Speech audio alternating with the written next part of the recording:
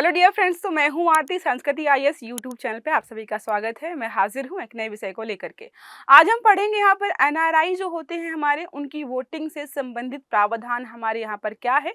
तो अभी जो है एक नई चीज चर्चा में आई है कि जो है इनको जो है रिमोट वोटिंग का अधिकार मिलना चाहिए।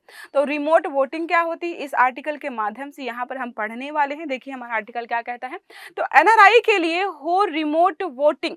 तो रिमोट वोटिंग क्या हो, देखो हम लगातार पढ़ रहे हैं कि जो भी एनआरआईज है, मतलब नॉन रेजिडेंशियल जो इंडियंस होते हैं, जो भारत में नहीं रहते हैं, बाहर रहते हैं किसी भी कारणवश, चाहे पढ़ाई हो या फिर जो है जॉब हो या किसी अन्य काम के लिए, तो उनको जो है अगर वोट देना है, देखो नागरिक तो भारत के ही है, भले ही वो पढ़ने के लिए, जॉब के लिए, किसी काम के लिए रहते हो, तो अगर उनको वोट देना हो तो कैसे आएंगे। अब देखो कोई अमेरिका में रह रहा है, कोई कनाडा में रह रहा है, अब वहां से आएगा तो लाख 2 लाख रुपए खर्च करके वोट देने तो फिलहाल कोई नहीं आने वाला है। तो सरकार को जो है कुछ यहाँ पर ध्यान देने की आवश्यकता है। देखिए क्या लिखा है। हाल ही में निवर्तमान मुख्य चुनाव आयुक्त राजीव कुमार, तो ये जो है उन्होंने मतलब एक तरीके से इनका कार्यकाल पूरा हो चुका है। विदाई समारोह में जो है इन्होंने बहुत सारे जो है सुझाव दिए हैं कि हमें जो है अपने चुनाव प्रक्रिया को और बेहतर बनाने के लिए क्या क्या करना चाहिए। तो उसमें जो है इन्होंने यहाँ पे सुझाव दिया है कि एनआरआई के लिए रिमोट वोटिंग का प्रावधान होना चाहिए। आई थिंक ये जो है हमारे 25वें जो है मुख्य चुनाव आयुक्त रहे हैं। अब अगला कौन होगा जो है आपको कमेंट बॉक्स में बताना। किसी को भी भविष्य की जानकारी है कि हमारे अगले जो है चुनाव आयुक्त कौन रहने वाले, तो प्लीज कमेंट बॉक्स में जरूर बताइएगा। अब बात करें यहाँ पर कि रिमोट वोटिंग की आवश्यकता क्यों पड़ रही है, तो जो हो यहाँ पर डाटा जारी किया गया है कि लगभग जो है 1 लाख से ज्यादा लोग हैं जो कि चुनाव प्रक्रिया में सम्मिलित होने के लायक है। मतलब जो है जो एक तरह की लिस्ट निकलती है, मतदाता सूची में उनका नाम है, लेकिन 2024 के चुनाव हुए हाल ही में तो 25,000 लोग ही यहाँ पर जो है वोट देने आए थे। बाकी 75,000, लगभग 75,000 लोग नहीं आ पाए, क्योंकि उतनी दूर से कौन से वोट देने के लिए आएगा। तो यहाँ पर सुझाव दिए गए कि कुछ ऐसी प्रक्रिया जिसके माध्यम से वो वहीं जहाँ निवास कर रहे हैं या ऑफिस में है, मेल के माध्यम से या जो है फैक्स के माध्यम से या जो है नियर बाई कोई जो है आप वोटिंग के लिए कोई जो है बना दी ताकि वहां जाकर वो वोट दे पाए। तो इसको जो है हम रिमोट वोटिंग, मतलब जहां पर जैसे बोलते हैं ना रिमोट एरिया, जो कोई ऐसा एरिया है जहां पर बिल्कुल कोई अलग थलग रह रहा है, वहां पर वोटिंग करानी है। तो कोई विदेशों में रह रहा है तो वहीं पर रह के किसी माध्यम से जो है वो वोट कर पाए, उसको जो है यहाँ ना आना पड़े। अभी जो है व्यक्तिगत तौर पर यहाँ पर आना पड़ता है। अगर आपको लग रहा है कि नहीं जो है ऑनलाइन माध्यम से हो सकता है, तो नियम कानूनों पर चर्चा हो रही है, लेकिन अभी जो है अगर बात करें लिखित तौर पर जो है कुछ भी ऐसे प्रावधान लागू नहीं किए गए हैं। देखिए लिखा है, निवर्तमान मुख्य चुनाव आयुक्त ने कहा है कि विश्व व्यवस्था में अपने उचित स्थान के लिए भारत की बढ़ती आकांक्षाओं के लिए हमें चुनाव आयोग के लिए कोई हमारा देखो चुनाव आयुक्त जो हमारा चुनाव आयोग हमारा है, उसकी एक टैगलाइन है कि कोई भी मतदाता पीछे ना छूटे। इसीलिए जो है जब चुनाव हमारे होते हैं तो किसी भी इलाके में कोई जो है एकदम नदी के किनारे द्वीप में बसा हुआ है, जंगलों में बसा हुआ है, कोई जो है खतरनाक जो है नक्सल वाले इलाके में, वहां पर भी जाकर के जो है वोटिंग कराई जाती, क्योंकि इनकी टैगलाइन है कि कोई भी मतदाता पीछे ना छूटे। और यहाँ पे हम देख रहे हैं कि बहुत सारे अनिवासी भारतीय हैं जो कि जो है बाहर विदेशों में रह रहे हैं, वो जो है पात्र हैं वोट देने के लिए, लेकिन वो वोट नहीं दे पा रहे। तो इसको जो है यहाँ पर जो है समझने की आवश्यकता है।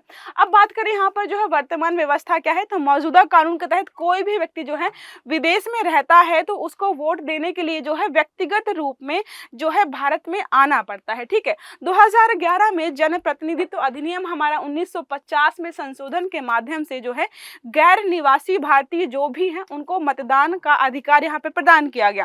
पहले क्या था कि जो बाहर रह रहा है उसको मतदान करने का अधिकार नहीं दिया गया था। बाद में जो इनको अधिकार दिया कि भाई नागरिक तो भारत के ही हैं। फिर यहाँ पर एनआरआई अपने पासपोर्ट में उल्लिखित अपने निवास स्थान के निर्वाचन क्षेत्र में जाएंगे, वहां पर जो है अपने दस्तावेज दिखा सकते हैं, उसके माध्यम से जो है वो वोट कर सकते हैं।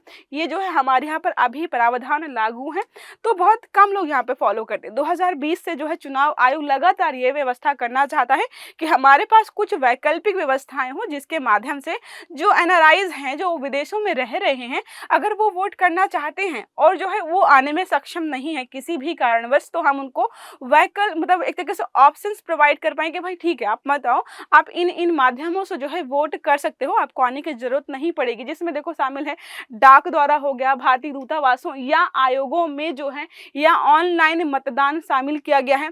ये जो हमारे मुख्य चुनाव आयुक्त हैं उन्होंने बोला है कि आर्टिफिशियल इंटेलिजेंस, इंटरनेट, इन सब का जो है हमें इस्तेमाल करना चाहिए ताकि जो है मतदान प्रक्रिया को हम और अच्छा बना पाएँ। ये सारे जो है इन्होंने सुझाव दिए हैं। कुछ अनुमानों के अनुसार करीब 1 लाख एनआरआई पहले से ही वोट के लिए पंजीकृत हैं, लेकिन हमने देखा कि मात्र 25,000 2024 में आ पाए। अगर आप टिकट्स की कॉस्ट देखेंगे ना, यहाँ से वहाँ जाना, वहाँ से यहाँ आना, तो बहुत ज़्यादा है। मतलब 75,000, 1 लाख, 2 लाख ऐसे करके है। अब इतना पैसा कोई नहीं लगाना चाहेगा सिर्फ वोट देने आने के लिए, और मतलब उनको ये भी लगेगा भाई हम तो उस देश में रहते भी नहीं हैं। सरकार क्या नियम कानून बनाती है, लोगों के लिए कौन-सी योजनाएँ लेकर के आती है, उनका बेनिफिट हमें नहीं मिलने वाला है। तो कई लोग इस विचारधारा के चलते जो है आते भी नहीं हैं। तो अगर थोड़ा-सा ऑप्शन जो है उनको दिया जाए कि भाई वहीं पे रह के कर लो, तो हो सकता है कल को जो है वो लोग वोट दें और जो हमें रिज़ल्ट दिखाई देते कल को बदल भी सकते हैं। रिमोट वोटिंग क्या है, मैंने आपको बताया है कि कहीं पर कोई काम कर रहा है, कहीं पर कोई पढ़ाई कर रहा है, किसी भी देश में हो आप वहीं से जो है वोट कर सकते हो। इन सब को जो है हम क्या बोलते हैं कि remote voting. Peoples of representation act जो हमारा 1951 का है, उसकी धारा 20A के अनुसार वोट देने के लिए मतदाता को निर्धारित पोलिंग स्टेशन पर ही आना होगा। हमारे यहाँ पे ये नियम कानून बने हैं। इसके अतिरिक्त किसी दूसरी जगह मतदाता अपने वोट को नहीं डाल सकता है। इसके चलते क्या है कि जो विदेशों में रह रहे हैं वोट डालने के लिए यहाँ पर आने के लिए मजबूर होते हैं। तो थोड़ा सा जो है इसमें बदलाव की आवश्यकता है। जब इसमें बदलाव हो जाएगा तो हम जो है इसके बेनिफिट्स देख पाएंगे। सिर्फ जो है यहाँ पर एक एक्सेप्शन है कि जो सिर्फ सर्विस वोटर्स हैं, सरकारी, केंद्र सरकार की जो है, राज्य सरकार की, कोई भी जो है सर्विस वोटर सर्विस में लगे हुए हैं।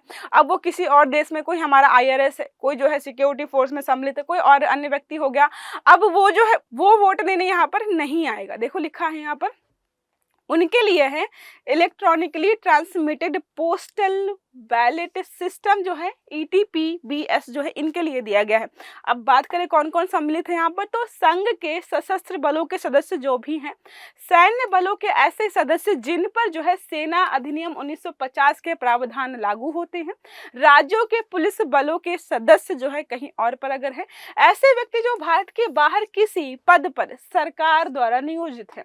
अब कोई भी IFS है या कोई अन्य अधिकारी है जो दूसरे देश में जो है उसको एक तरीके से नियुक्त करके रखा है भारत सरकार ने, तो अब जो है उसको वोटिंग के लिए जो है अधिकार दिए गए, तो उनके लिए है ये इलेक्ट्रॉनिक वाला। ठीक है, बाकी जो है भारतीय नागरिक है, शिक्षा, व्यापार, जॉब के लिए रह रहे, उनके लिए हम यहाँ पर बात कर रहे हैं। अब बात करें जो है NRI जो है, गैर निवासी भारतीय कौन होते हैं, वही ने बताया कि है तो निवासी, मतलब जो है सिटीजन्स ऑफ इंडिया हैं, लेकिन जो है शिक्षा के लिए या रोजगार के लिए, किसी अन्य चीज के लिए किसी दूसरे देश में रहते हैं, उनको हम यहाँ पर NRI बोलते हैं।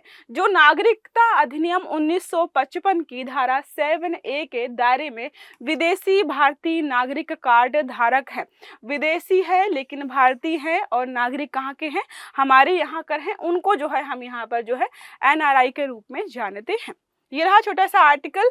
अब जो है इसको रिमोट वोटिंग की हमने बात की है, तो कल को जो है अगर कोई प्रावधान लागू होता है तो अपने आप में बहुत बड़ा बदलाव हुआ, क्योंकि हमें पता है 2-2 4-4 वोट्स से जो है परिणाम जो है परिवर्तित हो सकते हैं। तो विदेशों में रह रहे 1 लाख से अधिक लोग अगर कल को वोट करते हैं पूरे, तो जाहिर सी बात है परिणामों में परिवर्तन हमें दिखाई देगा। तो आई होप ये आर्टिकल आपको समझ में आया होगा और हेल्पफुल भी रहा होगा जो भी मैंने समझाया है। तो क्लास अच्छी लगी है तो लाइक करिएगा, चैनल को सब्सक्राइब करना मत भूलिएगा, बेल आइकन दबाइए ताकि जितने भी हमारे आर्टिकल्स हैं वो आपको समय पर मिलते रहे। अच्छे से पढ़िएगा। Have a good day. Thank you.